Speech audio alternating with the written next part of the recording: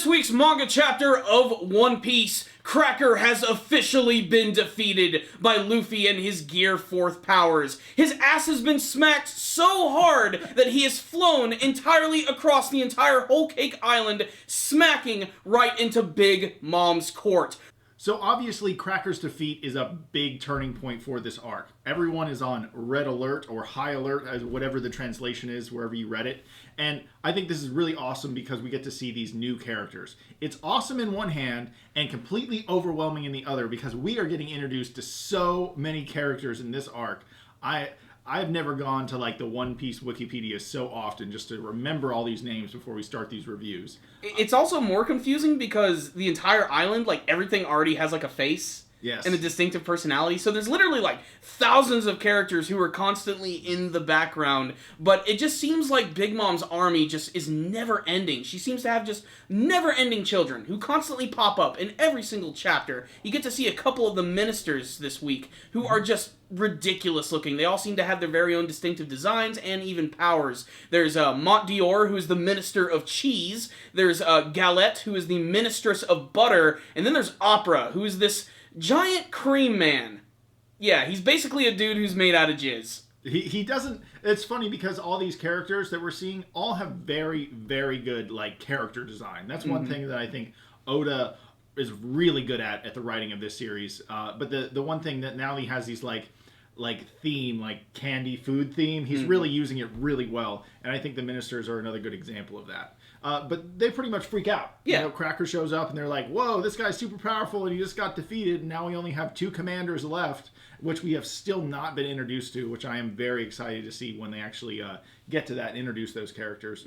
Was Big Mom actually there? Or it just hit her court? I didn't actually see Big Mom see Luffy, or not Luffy, I think she was Cracker. hanging out with her ministers as it actually took place, and Cracker just sort of like plowed through the actual castle and just appeared right there. That's why they were freaking out so much. Well, you know, she's the kind of leader that holds a big stick and doesn't say much. So I think we'll just see what her retaliation in actions and not words. We also find out a little bit more about Big Mom, and that apparently is that she can control the thunder and sun, whatever that means. Yeah, she seems to have some sort of like control over the weather, you know. Very similar to some of the other characters that we've seen in the series, like Blackbeard and everything. She seems to have multiple abilities. We've already seen her Devil Fruit power at work. You can see it all over the island.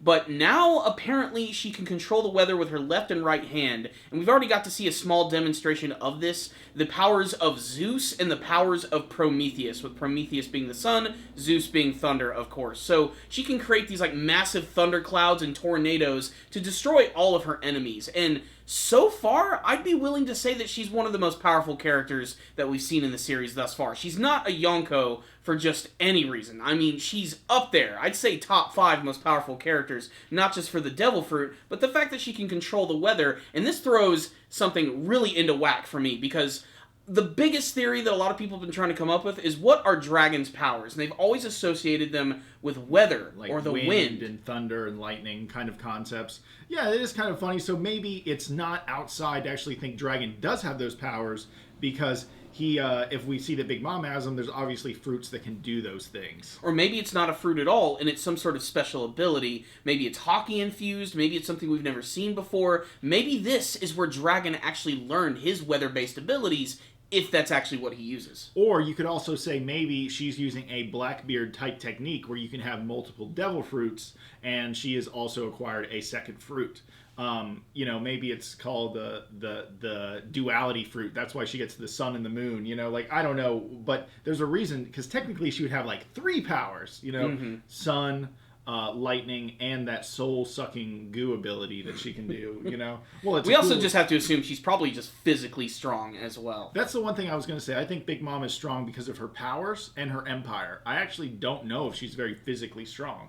But actually, I guess we've seen her, like, terrorize the village, or like one of her kingdoms, when she was going crazy for like cream puffs or whatever the fuck it was. And so it's lead to believe that she's probably physically strong too, but I bet that Luffy is at least on par on that level. I think physically, and a lot of her characters probably are. I mean, Kaido probably could kick her butt physically, you know. So and Big Mom, again, to me, her empire is more scary, because who has a bunch of no-name soldiers? Like every person we run into. Germa 66 even has no-name soldiers. Literally. Yeah, they're clones. But her empire is very different, and it's very diverse, and everyone has unique, useful powers. So I think that is also why she is such a good Yonko. This is basically just the beginning of the chapter, which is getting to see Cracker's defeat, learning a little bit more about Big Mom's powers. But the biggest thing about this chapter, of course, is that Luffy and Nami are officially reunited with Sanji, and they also get to meet Germa 66 for the very first time. And I think the biggest thing about this chapter, what's going to build a lot of hype, is that we're about to get a battle between Luffy and Sanji. This could be very well on the same level as Luffy and Usopp, although we have to remember, Usopp is not the most physically imposing character. Sanji knows how to fight. Yes, and knows how to use hockey, and with Usopp does too now, actually. But this is going to be an interesting fight, because really, in my mind, the way I see this going, maybe they'll clash, try, use some of their bigger moves, but I see Sanji pulling Luffy close to him and just saying, hey man, get out of here.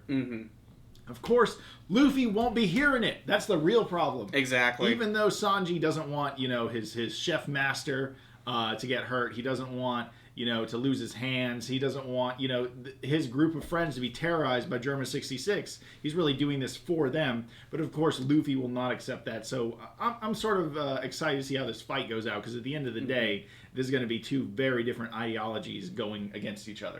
I mean, obviously, it's true that Sanji does not want to hurt his friends. He's putting up a big front for his family. He doesn't want his friends to get hurt whatsoever. I loved the build-up to that scene, especially when they actually tried to intercept Germa 66. And an interesting little fact is that Luffy is going to be just fine after using his Gear 4th abilities, but that's only because while he was in Gear 4th, he ate, like, an endless amount of biscuits. And somehow that powered him up to the point where his strength immediately came back to him, and he ran right into Sanji just to get kicked right in the face. The scene is also really funny for a number of reasons. One, just Sanji's brothers' reactions to seeing Nami. They're just like frickin' Sanji. They have the hearts coming out of their eyes. They're entranced by her massive bubage.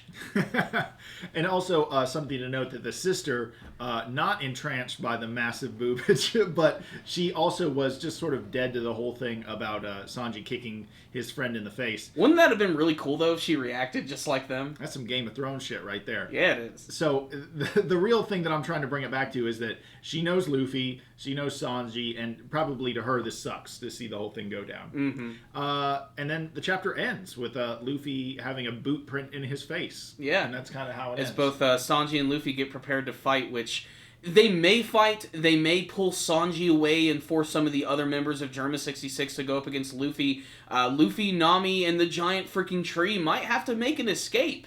There's a lot of things that could happen in the Say next that chapter. Out loud again. Yeah, don't want to. The giant freaking tree character. With a twirly mustache. Who still is completely freaked out, but unfortunately he's been forced to have to work with him because of the power of the Vivre card that Nami has been waving around in front of his face. It's a good chapter. It's just, I wish they got more into the Sanji thing, but that's what keeps us reading every week, So I'm excited about next week. I'm glad the Cracker thing is wrapped up.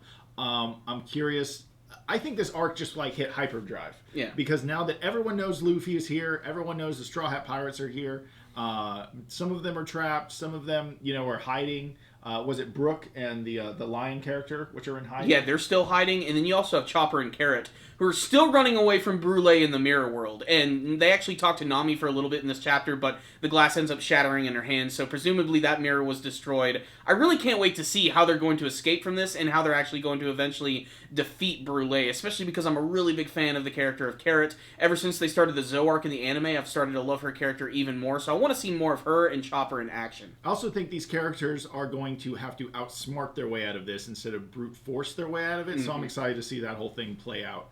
Because both those characters are super strong, but I feel like to get out of there, they have to actually pull some tricks out. Yeah, and I mean, Chopper's a doctor. He's a pretty smart reindeer. Yeah, I mean... He's smarter than the average reindeer. Pull a rabbit out of a hat, it's sort of a... No, that's a horrible joke. Sorry, guys. Bad reference. In any case, I'd say this was a pretty solid chapter of One Piece, not only for that cool scene at the beginning with Cracker just flying across the kingdom, smacking into Big Mom's castle. Yes. The introduction of a ton of brand new characters who have super distinctive designs. designs. I thought the Doflamingo crime family was fucking weird. Wait till you see the giant man made out of jizz. Just so goofy looking. He has a giant beard that is made out of cum. It's cream. Anyway, guys, I give this one a 4 out of 5 for me. What about you, Corey? I give this one a 5 out of 5. 5 out of 5? Yeah, I totally loved this chapter. It's one of those chapters that I want to read multiple times. Not just for the story elements, but just simply for the artwork. There's a lot of great things going for this chapter. The explosiveness, all of the reactions from all of the homies. I don't know if that's going to be what they really call them. Like, maybe that's just the translation that they're reading. Says homies now, I think of those shitty little things that were in the quarter machines called homies. Do you remember those? I have no idea what you're talking about. Google them. Call homies quarter machines. You'll look them up. They were a big thing back in the early 2000s. Okay, guys. Well, now you know what we think. What do you think? Tell us in the comments below. What part of this chapter like blew your mind? Because there was some pretty epic shit all throughout it. And let us know by subscribing to the channel, comment, thumbs up, all that stuff, guys. You've heard it 1,000 times. I don't want to say it again. Yes. But I'm going to every time. That's how this works. Yeah, Corey, take it away. All right, that's it, guys. Thank you guys for joining us for this awesome One Piece review. We will see you guys next time. And as always, stay dandy, baby.